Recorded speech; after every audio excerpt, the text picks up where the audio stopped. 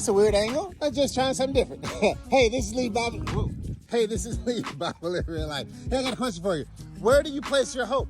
In Ezekiel chapter 47 and 48, we see that after Israel was taken into captivity, after their families were destroyed, after society was messed up, God gives Ezekiel a vision of the temple. And in the temple, there was this river flowing from the temple that made things better. It restored the land. It healed the people. It produced fruit. It made everything prosperous. And that spirit, or that river, represented the Holy Spirit. Jesus said living water would flow from our bellies. So God was telling Ezekiel, hey, there is a hope. I know you're going through something now. There may be stress now, but listen, the Spirit of God will make things better.